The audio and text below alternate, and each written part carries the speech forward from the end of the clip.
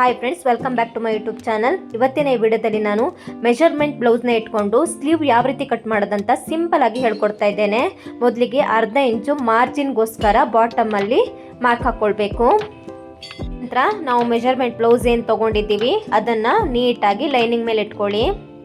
ಕರೆಕ್ಟಾಗಿ ಮೆಜರ್ಮೆಂಟ್ ಬ್ಲೌಸನ್ನು ಸ್ಲೀವನ್ನು ಬಾಟಮಲ್ಲಿ ನೀಟಾಗಿ ಇಟ್ಕೊಳ್ಳಿ. ಅದನ್ನು ಮಾರ್ಜಿನ್ ಬಿಟ್ಟು ಇಟ್ಕೊಳ್ಳಿ. ನೀವು ಮಾರ್ಜಿನ್ ಬಿಟ್ಟು ಇಟ್ಕೊಳ್ಬೇಕು. ನಂತರ ಸ್ಲೀವ್ ಅಗಲ ಎಷ್ಟಿದೆ ನೋಡಿ ಅಲ್ಲೊಂದು ಮಾರ್ಕ್ ಹಾಕ್ಕೊಳ್ಳಿ. ನಂತರ ಕೊಂಕುಳು ಆರ್ಮೋಲ್ ಇದೆಯಲ್ವಾ ಅಲ್ಲೊಂದು ಮಾರ್ಕು, ಮೇಲ್ಗಡೆ ಅರ್ಧ ಇಂಚಿಗೆ ಒಂದು ಮಾರ್ಕು. ನಂತರ ಶೋಲ್ಡರ್ ಮತ್ತು ಸ್ಲೀವ್ ಜಾಯಿಂಟ್ ಇದೆ ನೋಡಿ, ಇಲ್ಲಿ ಎಡ್ಜಲ್ಲಿ ಇಲ್ಲಿ ಒಂದು ಮಾರ್ಕ್ ಹಾಕ್ಕೊಳ್ಬೇಕು. ನಂತರ ಸ್ಟಿಚಿಂಗೋಸ್ಕರ ಒಂದು ಅರ್ಧ ಇಂಚು, ಇನ್ನೊಂದು ಅರ್ಧ ಇಂಚು ಮಾರ್ಕ್ ಹಾಕ್ಕೊಳ್ಳಿ.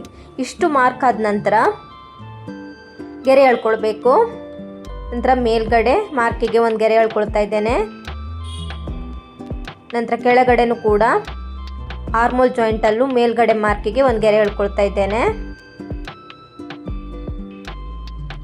ನಂತರ ಬಾಟಮ್ನಿಂದ ಆರ್ಮೋಲ್ ಜಾಯಿಂಟಿಗೆ ಎಷ್ಟಿದೆ ಅಲ್ಲಿ ಮಾರ್ಕ್ ಹಾಕಿದ್ದೀನಲ್ವಾ ಅಲ್ಲಿ ಒಂದು ಗೆರೆ ಎಳ್ಕೊಳ್ಬೇಕು. ಇಷ್ಟು ಮಾರ್ಕ್ ಆದ ನಂತರ ನಾವೇನು ಮಾಡಬೇಕಂತೇಳಿದರೆ ಇಲ್ಲಿಂದ ಎಡ್ಜಲ್ಲಿದೆ ನೋಡಿ, ಎರಡು ಎಡ್ಜಿಗೆ ಒಂದು ಸ್ಟ್ರೈಟಾಗಿ ಗೆರೆ ಎಳ್ಕೊಳ್ಬೇಕು. ಈಸಿ ಮೆಥಡ್ ಇದು. ಯಾವುದೇ ಆರ್ಮೋಲಲ್ಲಿ ರಿಂಕಲ್ಸ್ ಅನ್ನುವಂಥದ್ದು ಏನು ಬರಲ್ಲ ಈ ರೀತಿ ಮೆಥಡ್ ಫಾಲೋ ಮಾಡೋದ್ರಿಂದ. ಗೆರೆ ಎಳ್ಕೊಂಡ ನಂತರ ಟೇಪಲ್ಲಿ ಎಷ್ಟು ಇಂಚಿದೆ ಅಂತ ನೋಡ್ಕೊಳ್ಳಿ. 7.5 ಇಂಚಿದೆ. 7.5 ಇಂಚಲ್ಲಿ ಅರ್ಧ, 7.5 ಇಂಚಿನ ಅರ್ಧ ಎಷ್ಟಿದೆ ಅಂತ ನೋಡಿಕೊಂಡು ಅದಕ್ಕೊಂದು ಮಾರ್ಕ್ ಹಾಕ್ಕೊಳ್ಳಿ. ಈ ರೀತಿ ಮಾರ್ಕ್ ಹಾಕೊಂಡ ನಂತರ ಇಲ್ಲಿ ಮೇಲ್ಭಾಗದಲ್ಲಿ ಮಿಡಲ್ ಇದೆಯಲ್ಲ ಅಲ್ಲಿ ಅರ್ಧ ಇಂಚಿಗೆ ಒಂದು ಮಾರ್ಕ್ ಹಾಕ್ಕೊಳ್ಳಿ. ಕೆಳಭಾಗದಲ್ಲಿ ಮಿಡಲ್ಗೆ ಕಾಲು ಇಂಚು ಮೇಲ್ಗಡೆಗೆ ಒಂದು ಮಾರ್ಕ್ ಹಾಕ್ಕೊಳ್ಳಿ. ಇದು ಶೇಪಿಗೋಸ್ಕರ ನಾ ಮಾರ್ಕ್ ಹಾಕ್ಕೊಳ್ತಾ ಇರೋದು. ಈ ರೀತಿ ನೀಟಾಗಿ ಸ್ಟೆಪ್ ಬೈ ಸ್ಟೆಪ್ ನಾವು ಫಾಲೋ ಮಾಡೋದ್ರಿಂದ ಸ್ಲೀವ್ ಈಸಿಯಾಗಿ ಕಟ್ ಮಾಡ್ಬೋದು. ಯಾವುದೇ ರಿಂಕಲ್ಸ್, ಕೊಂಕುಳಲ್ಲಿ ರಿಂಕಲ್ಸ್ ಆಗಲಿ ಮತ್ತು ಗುಪ್ಪೆ ಆಗಿ ಬರೋದು ಅದೇನು ಕೂಡ ಆಗಲ್ಲ. ನಾವು ಒಟ್ರಾಶಿಯಾಗಿ ಮಾರ್ಕ್ ಹಾಕೋದ್ರಿಂದ ರಿಂಕಲ್ಸ್ ಅದೆಲ್ಲ ಬರುವ ಚಾನ್ಸಸ್ ತುಂಬಾ ಇರುತ್ತೆ. ಇದೇ ಕಾರಣಕ್ಕಾಗಿ ರಿಂಕಲ್ಸ್ ಎಲ್ಲ ಬರೋದು. ಈ ರೀತಿಯಾಗಿ ಶೇಪ್ ಹಾಕಿದ ನಂತರ ಏನು ಮಾಡಬೇಕಂತ ಹೇಳಿದರೆ 2 ಇಂಚು ಕೆಳಭಾಗದಲ್ಲಿ ಬಾಟಮಲ್ಲಿ ಸ್ಟಿಚ್ಚಿಗೋಸ್ಕರ 1.5-2 ಇಂಚ್ ತೊಗೊಳ್ಬೋದು. 2 ಇಂಚ್ ತೊಗೊಳ್ತಾ ಇದ್ದೇನೆ ನಾನು. ಮೇಲ್ಗಡೆನೂ ಕೂಡ 2 ಇಂಚ್ ತೊಗೊಳ್ಬೇಕು, ಆದರೆ ಬಟ್ಟೆ ಸಾಕಾಗಲ್ಲ ಅಲ್ಲಿ ಲೈನಿಂಗ್, ಹಾಗಾಗಿ ನಾನು ಅಲ್ಲಿ ಬಟ್ಟೆ ಜಾಯಿಂಟ್ ಮಾಡ್ಕೊಳ್ತಾ ಇದ್ದೇನೆ. ಇದು ನೀಟ್ 10 ಇಂಚಸ್ ಇದು ಸ್ಲೀವ್ ಕಟ್ಟಿಂಗ್ ಇದಾಗಿರುತ್ತೆ.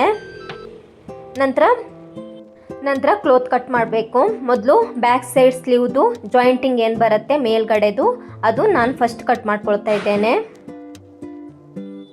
ಶೇಪ್ ಹಿಡಿದು ನೀಟಾಗಿ ಕಟ್ ಮಾಡ್ಕೊಳ್ಳಿ. ಇದು ಬ್ಯಾಕ್ ಸೈಡ್ ಬರುತ್ತೆ. ಸ್ಲೀವ್ ಜಾಯಿಂಟ್ ಮಾಡುವಾಗ ಮೇಲ್ಗಡೆ ಕಟ್ ಮಾಡಿರೋದು ಬ್ಯಾಕ್ ಸೈಡ್ ಬರೋದು. ನಂತರ ಈ ಕಡೆ ವೇಸ್ಟ್ ಏನಿದೆ ಅದು ಕಟ್ ಮಾಡ್ಕೊಳ್ಳಿ.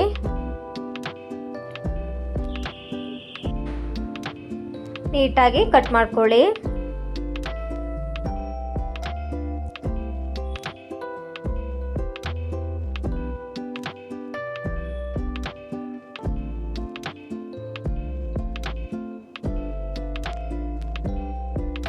ಇಷ್ಟು ಕಟ್ ಆದ ನಂತರ ಈ ಶೇಪ್ ಕಟ್ ಮಾಡಬೇಕು. ಇದು ಫ್ರಂಟ್ ಸೈಡ್ ಬರೋದು.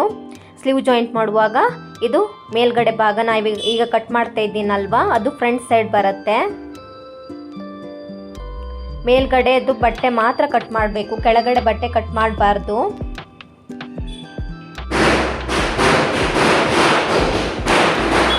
ಇದು ನೀಟು ಸ್ಲೀವ್ ಕಟ್ಟಿಂಗ್ ಇದಾಗಿರುತ್ತೆ.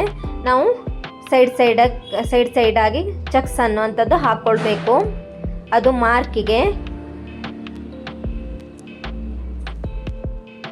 ಚಿಕ್ಕದಾಗಿ ಕಟ್ ಮಾಡ್ಕೊಳ್ಳಿ.